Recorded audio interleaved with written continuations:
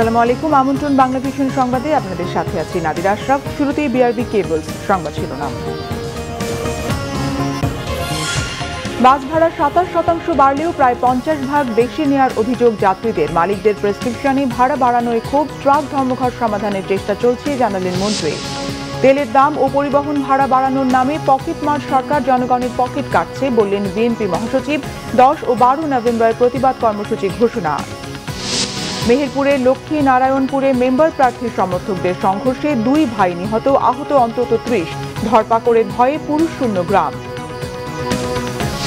টাকা এবং সময় বাড়ানোর পরও শেষ হয়নি পতেঙ্গা কন্টেইনার টার্মিনাল নির্মাণ কাজ। আগামী 30 জুনের ডেডলাইনেও অনিশ্চয়তা।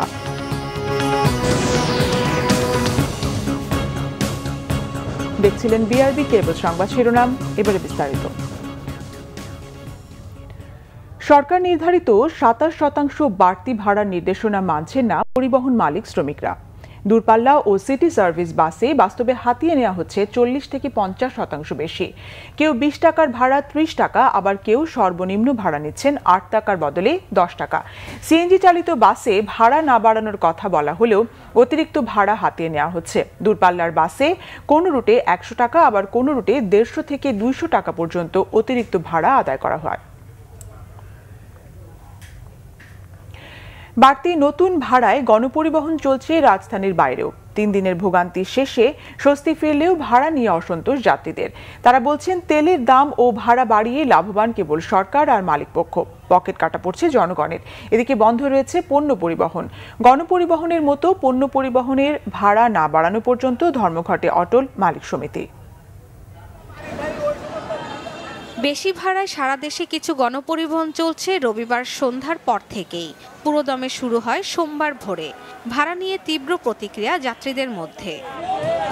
ইচ্ছে মতো ভাড়া নেওয়ার অভিযোগ খুলনা থেকে দূরপাল্লার যাত্রীদের। খুলনা থেকে ঢাকাগামী মাওয়া ও আরিচা 2টি রুটে ভাড়া বাড়ানো হয়েছে 100 টাকা করে।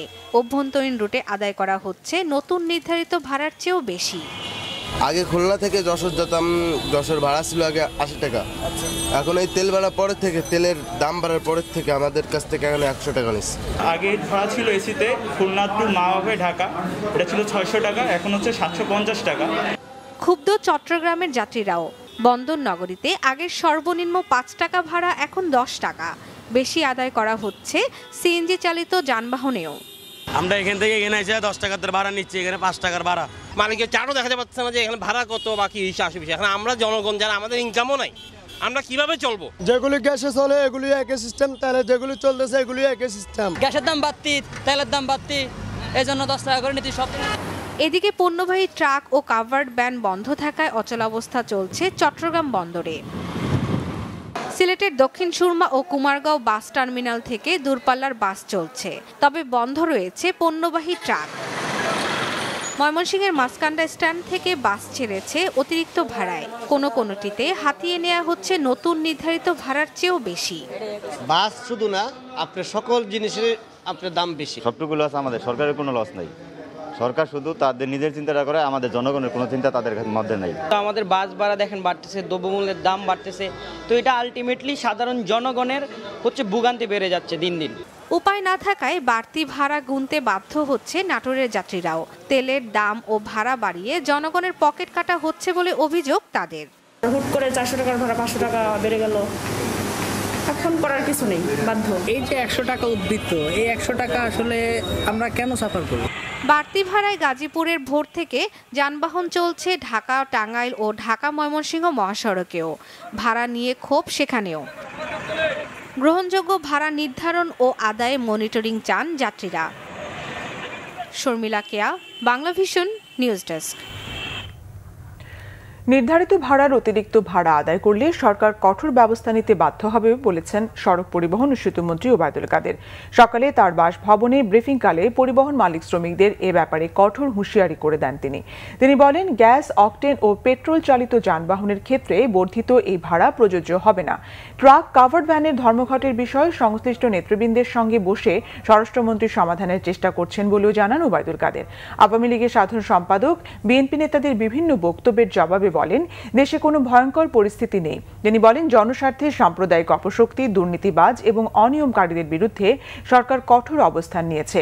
নেতাকর্মীদের হয়রানি করা হচ্ছে। বিএনপি নেতাদের এমন অভিযোগ প্রসঙ্গে ওবায়দুল কাদের বলেন, মণ্ডপে যারা হামলা করেছে, যারা সাম্প্রদায়িক সম্প্রীতি নষ্ট করতে চেয়েছে, তারা বিএনপির ভাষায় দেশপ্রেমিক। দলটি সেই সব অভিযুক্ত কর্মীদের বাঁচানোর চেষ্টা করছে।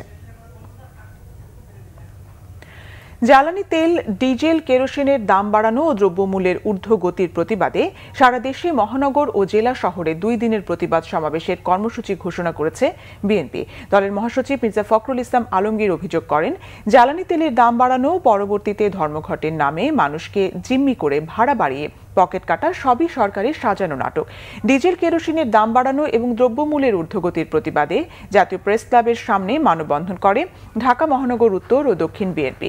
এতে দলের মহাসচিব মির্জা ফখরুল ইসলাম আলমগীর অভিযোগ করেন, আওয়ামী লীগ যতদিন ক্ষমতায় থাকবে ততদিন জনগণের কষ্ট ও ভোগান্তি বাড়বে। মানুষ গরিব থেকে আরও গরিব হবে। সেজন্য এই সরকারকে সরাতে জনগণকে মাঠে নামাতে হবে।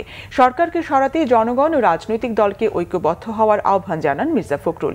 ডিজেল, কেরোসিনের দাম বাড়ানো এবং দ্রব্যমূল্যের ঊর্ধ্বগতির প্রতিবাদে 10 নভেম্বর ঢাকা ছাড়া সকল মহানগর ও 12 নভেম্বর সারা দেশে জেলা শহরে প্রতিবাদ বিক্ষোভ কর্মসূচির ঘোষণা করেন বিএনপি মহাসচিব।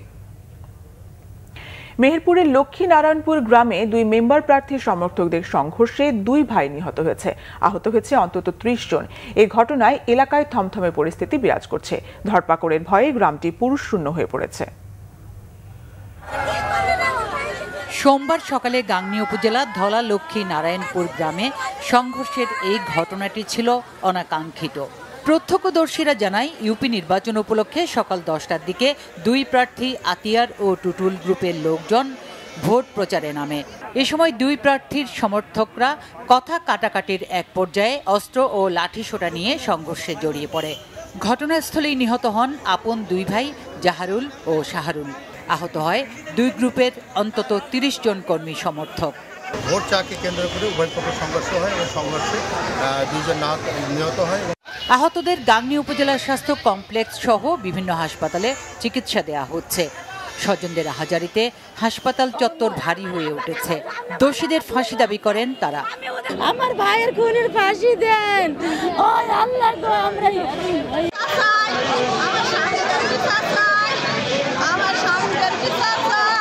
মোট 16 জন আসে।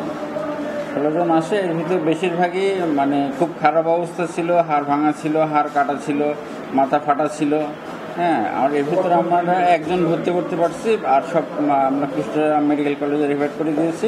পরিস্থিতি নিয়ন্ত্রণে গ্রামে বিপুল পুলিশ মোতায়েন করা হয়েছে।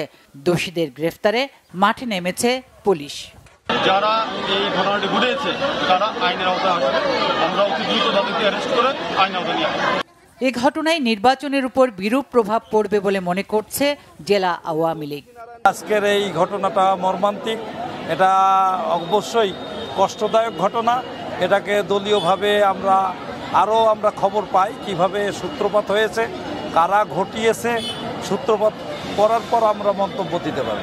2 ভাইয়ের মর্মান্তিক মৃত্যুতে এলাকায় থমথমে পরিস্থিতি বিরাজ করছে। Bangla vision news desk. সময়ের সাথে অর্থ বরাদ্দও বেড়েছে, কিন্তু শেষ হয়নি চট্টগ্রাম বন্দরের পতেঙ্গা কন্টেইনার টার্মিনাল নির্মাণ কাজ।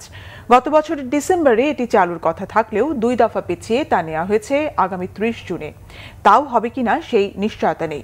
টার্মিনালটি চালু হলে 4 লাখ কন্টেইনার হ্যান্ডেলিং এর পাশাপাশি আমদানি রপ্তানি বাণিজ্য সহজ হতো বলছেন সংশ্লিষ্টরা।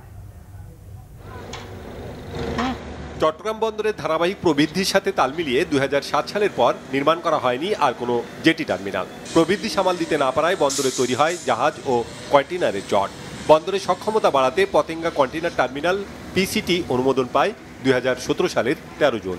1868 কোটি টাকার প্রকল্পটির শেষ সময় ছিল 2019 সালের ডিসেম্বরে। পরে ব্যয় বাড়ানো হয় আরও 1393 কোটি 41 লাখ টাকা, বাড়ে সময়ও। কিন্তু এখন পর্যন্ত কাজ শেষ হয়েছে মাত্র 70%। করোনার কারণে দেরি হওয়ার অজুহাত বন্দর কর্তৃপক্ষের। আন্তর্জাতিক বেসরকারি অপারেটর পিসিটি পরিচালনা ও রক্ষণাবেক্ষণ করবে বলেও জানিয়েছেন তারা। পতেঙ্গা কন্টেইনার টার্মিনাল যদি আমাদের অপারেশনে আসে তাহলে আমরা ইয়ারলি 4 থেকে 4.5 লাখ কন্টেইনার আমরা এক্সট্রা হ্যান্ডেল করতে পারবো। আমরা আশা করছি আগামী বছরের ফার্স্ট কোয়ার্টারের দিকে আমরা পতেঙ্গা কন্টেইনার টার্মিনালের অপারেশনে যেতে পারব।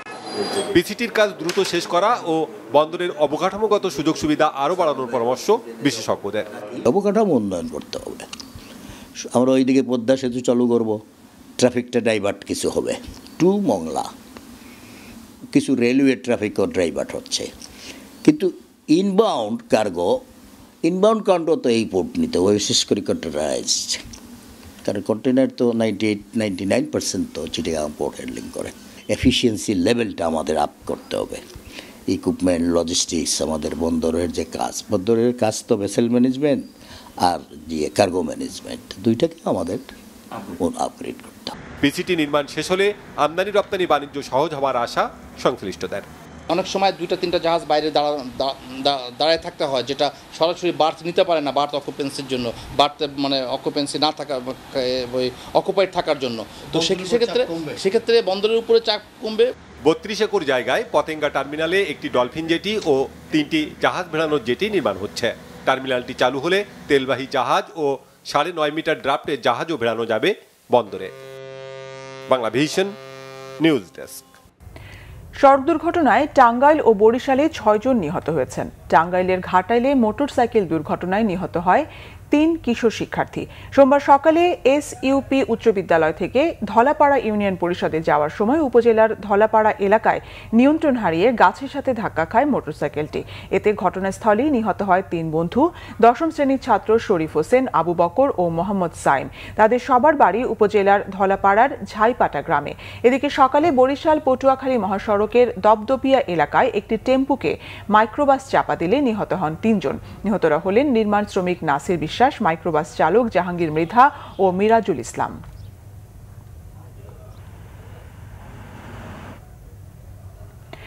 ই কমার্স প্রতিষ্ঠান ইভ্যালি সাভারের ওয়্যারহাউস সিলগালা করে দিয়েছে হাইকোর্ট গঠিত পরিচালনা কমিটি। প্রতিষ্ঠানটির দায় ও সম্পদ পরিস্থিতি সরেজমিনে দেখতে সোমবার দুপুরে আমিনবাজারের ভাড়া করা ওয়্যারহাউস ঘুরে দেখেন আপিল বিভাগের সাবেক বিচারপতি এইচ.এম. শামসুদ্দিন চৌধুরী মানিকের নেতৃত্বাধীন পরিচালনা কমিটির 5 সদস্য। এ সময় কমিটির সদস্যদের জানানো হয়, ইভ্যালির প্রধান নির্বাহী মোহাম্মদ রাসেল ও চেয়ারম্যান শামিমা নাসরিনকে গ্রেফতারের পর থেকেই ওয়্যারহাউস থেকে মূল্যবান মালামাল সরিয়ে ফেলা হয়েছে। পরে এইচ.এম. শামসুদ্দিন চৌধুরী মানিক জানান, প্রতারিত গ্রাহক ও মার্চেন্টের স্বার্থ সুরক্ষায় নিবিড়ভাবে কাজ করছে হাইকোর্ট গঠিত পরিচালনা কমিটি।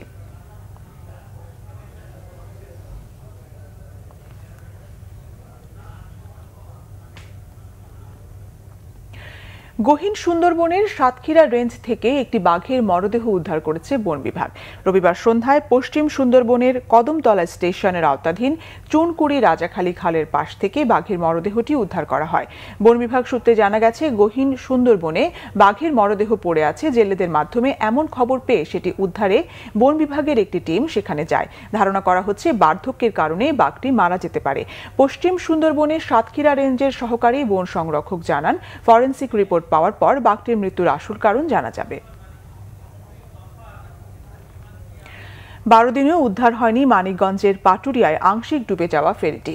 উদ্ধারের কাজ করছে বেসরকারি প্রতিষ্ঠান জেনুইন এন্টারপ্রাইজ। প্রতিষ্ঠানটির ম্যানেজার অজয় দেবনাথ জানান, তাদের প্রতিষ্ঠানের উদ্ধার সামগ্রী 6টির মধ্যে 5টি উইন্ড বার্জ দিয়ে সকাল 10টার দিকে ফেরি তোলার মূল কাজ শুরু করে। এরই মধ্যে ক্রেন দিয়ে টেনে তোলা হয় কাথোয়া ফেরির প্রায় 70%। তবে এখনও ফেরিটি ভাসিয়ে তোলা সম্ভব হয়নি। মঙ্গলবার ফেরি উদ্ধারের আশা করছেন তারা। সোমবার সকাল থেকেই ডুবুরিরা ফেরির তলদেশ থেকে উদ্ধারের সার্ভে কাজ শুরু করে। 27 অক্টোবর পণ্যবাহী ট্রাক ও মোটরসাইকেল নিয়ে পাটুরিয়ায় 5 নম্বর ঘাটে নিমজ্জিত হয় রোডো ফেরি আমানত শাহ। চট্টগ্রামের রাঙ্গুনিয়ার শিক্ষিকা রুমি বড়ুয়া হত্যার ঘটনায় স্বামী রিন্টু বড়ুয়াকে ফাঁসির আদেশ দিয়েছেন চট্টগ্রাম আদালত। এছাড়া জরিমানা করা হয়েছে 50,000 টাকা। সোমবার চট্টগ্রামের অতিরিক্ত জেলা ও দায়রা জজ আদালত অশোক কুমার দত্ত এর রায় ঘোষণা করেন। 2008 সালের 14 ফেব্রুয়ারি রুমি বড়ুয়ার সঙ্গে রিন্টু বড়ুয়ার বিয়ে হয়। প্রথম দিকে তাদের সম্পর্ক ভালো ছিল, পরে ছোটখাটো বিষয় নিয়ে তাদের মধ্যে দ্বন্দ্ব বাড়তে থাকে। এই পর্যায়ে স্বামী রিন্টু তার স্ত্রী রুমিকে বিভিন্নভাবে নির্যাতন শুরু করে। 2017 সালের 13 অগস্ট রাত 12:30টায় রুমিকে ছাদে নিয়ে গিয়ে ছুরিকাঘাতে হত্যা করে স্বামী রিন্টু। সেই রাতেই ঘাতককে গ্রেফতার করে পুলিশ। পরদিন নিহত রুমির ভাই বাদী হয়ে রাঙ্গুনিয়া থানায় হত্যা মামলা করেন। আদালতে 20 জন সাক্ষীর জবানবন্দিতে বিচারক আজ এই রায় ঘোষণা করেন। এদিকে জামালপুরে বাবাকে হত্যার ঘটনায় ছেলেকে আমৃত্যু যাবজ্জীবন কারাদণ্ড দিয়েছে আদালত। 2012 সালে বাবা তার ছেলেকে মসজিদে ইমামতি করতে বলায় লাঠি দিয়ে পিটিয়ে বাবাকে হত্যা করে ছেলে অজরউদ্দিন। দেশের বিভিন্ন জায়গার আরো কিছু খবর নিয়ে এখন একটি ডেস্ক রিপোর্ট। জ্বালানি তেলের দাম কমানোর দাবিতে মানববন্ধন হয়েছে ঠাকুরগাঁয়ে। শহরের চৌরাস্তা মোড়ে ঘণ্টাব্যাপী এই কর্মসূচিতে বক্তারা বলেন, জ্বালানি তেলের দাম বৃদ্ধির ফলে নিত্যপণ্যের দাম বেড়েছে অসহনীয় পর্যায়ে। বাজার মনিটরিং জোরদার করার দাবিও জানান তারা। জ্বালানি তেলের মূল্য বৃদ্ধি সরকারের গণবিরোধী সিদ্ধান্ত বলে মন্তব্য করেছেন বাম গণতান্ত্রিক জোটের নেতারা। বগুড়ায় মানববন্ধনে বক্তারা জ্বালানি তেলের দাম বাড়ানোর বিরুদ্ধে জনগণের ঐক্যবদ্ধ হওয়ার আহ্বান জানান। আওয়ামী লীগের সামরিক বা ক্যান্টনমেন্টে গড়ে ওঠা রাজনৈতিক দল নয়, এই দেশের মানুষের ঘাম ও পরিশ্রমে গড়ে ওঠা রাজনৈতিক সংগঠন, বলেছেন জাতীয় সংসদের হুইপ আবু সাইদ আল মাহমুদ স্বপন। লক্ষ্মীপুরে জেলা আওয়ামী লীগের বর্ধিত সভায় এসব কথা বলেন তিনি। যুবদল গাজীপুর মহানগর শাখার প্রতিনিধি সভা হয়েছে। সকালে শহরের একটি কনভেনশন হলে সভায় প্রধান অতিথি ছিলেন যুবদল কেন্দ্রীয় নির্বাহী কমিটির সহসভাপতি মোহাম্মদ জাকির হোসেন নান্নু। ঝালকাঠি দপদপিয়া নলছিটি সড়ক প্রশস্তকরণ ও সংস্কারের কাজ দ্রুত শেষ করার দাবিতে সড়ক অবরোধ করে বিক্ষোভ করেছে ভুক্তভোগীরা। কুমারখালী এলাকায় এই কর্মসূচি পালন করেন তারা। পরে ঝালকাঠি সহ উপবিভাগীয় প্রকৌশলী হুমায়ুন কবিরের আশ্বাসে অবরোধ তুলে নেওয়া হয়। মুজিববর্ষ উপলক্ষে বাংলাদেশ ন্যাশনাল ক্যাডেট কোর বিএনসিসির ফ্লোটিক ক্যাম্পেইন এর আওতায় খুলনায় দরিদ্র পরিবারের মধ্যে শীতবস্ত্র বিতরণ করা হয়েছে। ফুলতলায় MM কলেজে শীতবস্ত্র বিতরণ করেন সংসদ সদস্য নারায়ণ চন্দ্র। ব্রাহ্মণবাড়িয়া সদর উপজেলার রাজঘর সরকারি প্রাথমিক বিদ্যালয়ের নবনির্মিত ভবন উদ্বোধন করা হয়েছে। উদ্বোধন করেন সংসদ সদস্য রআম উবাইদুল মুক্তাদির চৌধুরী। এই উপলক্ষে মতবিনিময় সভায় সভাপতিত্ব করেন নর্থ সাউথ বিশ্ববিদ্যালয়ের director professor doctor Mohammad Khasru Mia. গণপ্রকৌশল দিবস ও IDEB এর 51তম প্রতিষ্ঠাবার্ষিকী পালিত হয়েছে চাঁপাইনবাবগঞ্জে। জেলা পৌরসভা চত্বর থেকে দিবসটি উপলক্ষে শোভাযাত্রা বের করা হয়। পরে হয় আলোচনা সভা। সিলেটে কমিউনিটি ক্লিনিক পর্যায়ে করোনা ভ্যাকসিন দেওয়া শুরু হয়েছে। সিলেট সদর উপজেলা সহ জেলার 13 উপজেলার সকল ইউনিয়নের কমিউনিটি ক্লিনিকে এই টিকাদান কার্যক্রম শুরু হয়। বিশ্ব জলবায়ু সম্মেলনে অংশ নেওয়া নেতৃবৃন্দের কাছে বিভিন্ন দাবি জানিয়ে পদযাত্রা ও সমাবেশ হয়েছে সাতক্ষীরায়। জেলা নিউ মার্কেট মোড় থেকে শুরু হয়ে শহরের শহীদ আব্দুল রাজ্জাক পার্কে গিয়ে শেষ হয় পদযাত্রাটি। কয়েকটি বেসরকারি সংস্থা এই কর্মসূচির আয়োজন করেন। বেগম খালেদা জিয়ার সুস্থতার জন্য দোয়া এবং হাসপাতাল থেকে বাড়ি ফেরার শুকরিয়া আদায় করেছেন বগুড়া শহর বিএনপির নেতাকর্মীরা। বাদ জোহর বাইতুর রহমান সেন্ট্রাল মসজিদে দোয়া মাহফিল হয়। Suraiya Rahman, Bangla vision news desk. সংবাদ শেষ করব বিআরবি কেবল শিরোনামগুলো আরেকবার জানিয়ে।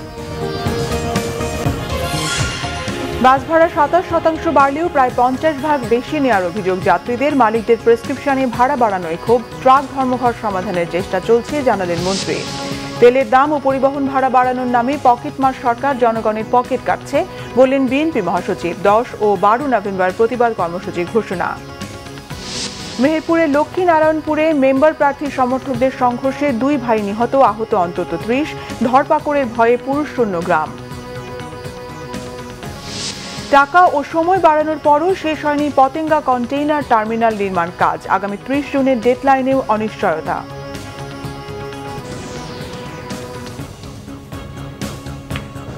এ ছিল এখনকার মতো। পরের সংবাদ সন্ধ্যা 7:30টায় দেখার আমন্ত্রণ রইল। এছাড়া বাংলাভিশন সংবাদ ও সংবাদ সংশ্লিষ্ট অনুষ্ঠান দেখতে ভিজিট করুন www.bbnews24.com ও facebook.com/banglavision এবং সাবস্ক্রাইব করুন youtube.com/banglavision news। ধন্যবাদ।